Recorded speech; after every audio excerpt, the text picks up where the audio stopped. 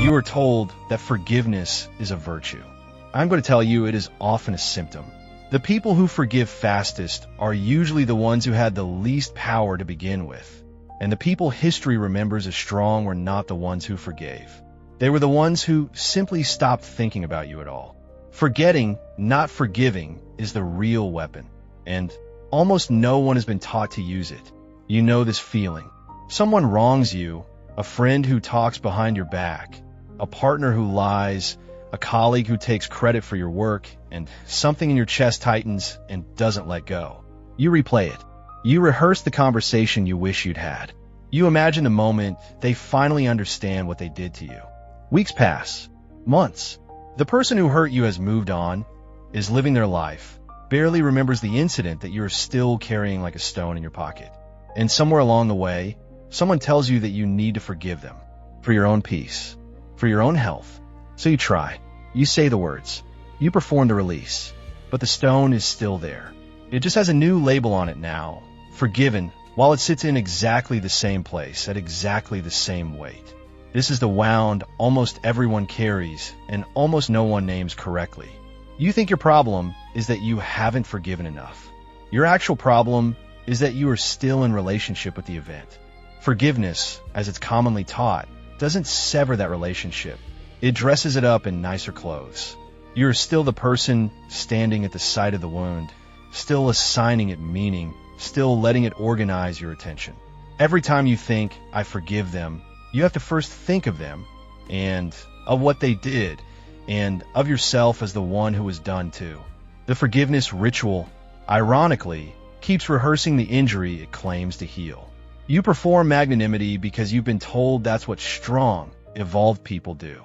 But watch who actually needs to perform it.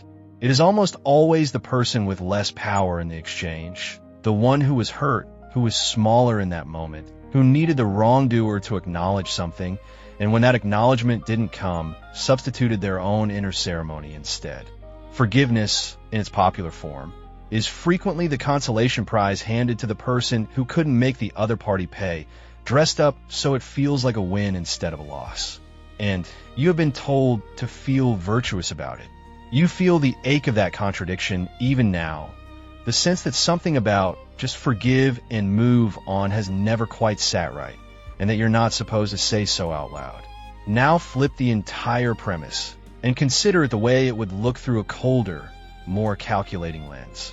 There is a way of thinking about power that has survived 5 centuries specifically because it refuses comforting lies, and the mind behind it belonged to a Florentine political theorist who watched republics fall and princes rise and wrote down, without apology, what actually kept a man in power versus what merely made him feel righteous.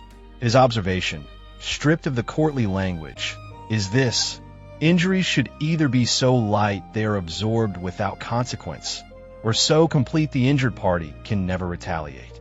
Anything in between, a wound left open, a grudge left simmering, a debt left unpaid, becomes a liability that eventually returns to destroy you. Applied to the emotional register instead of the political one, the lesson reorganizes everything you've been told about grievance. It isn't that you forgive your enemies. It's that you finish your business with them, internally, completely, and then you stop feeding them your attention, because attention is the one resource they cannot survive without. Forgetting is not a failure of memory. It is a redirection of resources. A prince who spends his mental energy on every noble who once insulted him has no energy left to build his state. A person who spends their emotional energy replaying every betrayal has no energy left to build their life. The Florentine understood something brutal and clean. Power is finite. Attention is power. And every ounce of attention spent on a past injury is an ounce not spent on your own advancement. The strong don't forgive because forgiveness still requires the injury to matter. The strong forget because they've made a decision that the injury doesn't get to matter anymore. Not out of moral elevation, but out of strategic economy.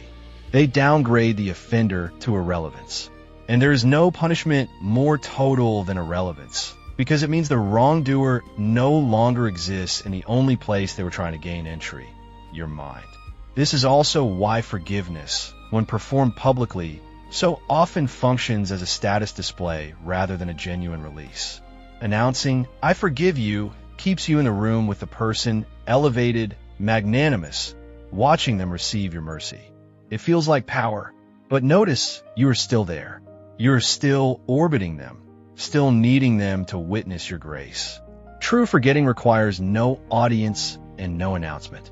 It requires you to simply stop showing up. The person who has actually moved past an injury does not need to tell anyone they've moved past it. They're too busy doing something else. Silence, not sermon, is the tell.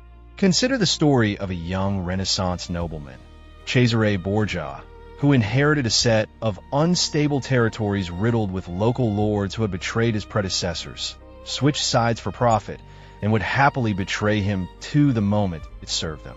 A weaker ruler would have spent years extracting apologies, forming grudging truces, keeping mental ledgers of who had wronged him and when. Borgia did something colder. He gathered his most dangerous, most treacherous captains under the pretense of reconciliation at the town of Senigallia, welcomed them warmly, and had them all quietly eliminated in a single stroke. He did not forgive them. He did not spend years brooding over their betrayals either. He simply removed the entire category of problem from his life at once, then moved forward as though the matter had never required his emotional involvement to begin with. The chroniclers who documented it were horrified by the ruthlessness, but even his rivals admitted that afterward his territories were the calmest in Italy, because everyone understood the account was closed permanently and there was no lingering wound left to exploit. The takeaway is not the violence. It's the closure. He refused to leave anything open long enough to fester. Consider a very different figure, Odysseus, on his long road home from Troy, arriving at his own palace disguised as a beggar, watching the suitors who have spent years devouring his household, courting his wife, mocking his memory to his own son's face. He does not walk in and forgive them for the sake of peace. He does not walk in and simply forget them either in the sense of ignoring the debt. What he does is more precise than either impulse. He watches, calculates, waits until the moment of maximum advantage, settles the account completely, and then, critically, the story does not linger on him nursing the grievance afterward. Once the debt is paid, he returns to being a husband, a father, a king. The rage doesn't get to outlive its usefulness. It served its purpose in the moment it was needed and was then deliberately set down. The takeaway: settle what needs settling, then release your grip entirely. Carrying it further than necessary only weakens the hand that could be doing something else. Consider the Roman general Sulla, who returned from war to find the city that once exiled him now dependent on his army to save it. He did not write letters explaining his hurt feelings about the men who'd stripped him of his command years earlier. He did not forgive the Senate that had turned against him. He simply posted lists, the infamous proscriptions, names of every enemy who had wronged him, and let the matter be closed by removing them from the political map entirely. What's remarkable historically is not the brutality, which was considerable, but what came after. Sulla, having settled every outstanding account, voluntarily gave up absolute power and retired to write his memoirs, apparently at peace, dying not at the hands of vengeful enemies, but of old age in his own bed. He didn't carry the grudge forward because there was nothing left to carry. The ledger was closed. The takeaway: it is not mercy that grants you peace. It is closure, and closure sometimes looks nothing like kindness. The psychological mechanism underneath all three of these is the same, and it has nothing to do with cruelty as an end in itself. Your brain treats unresolved social threats as ongoing emergencies. An old betrayal that you have not metabolized, not forgiven in the soft sense, not forgotten in the strategic sense, just left hanging, gets flagged by your nervous system as unfinished business, the same category as a physical danger still in the room. This is why you can be lying in bed at midnight, safe, comfortable, and still feel your jaw tighten, replaying an argument from 3 years ago. Your mind is still guarding a door it thinks is unlocked. The reason forgetting works where forgiveness fails is that forgetting is actually the closing of that door, while forgiveness the popular performative kind, often just paints a do not enter sign on a door you're still standing next to. The mental model to take with you is this: every grievance you carry is a subscription, and it renews automatically every time you think about it.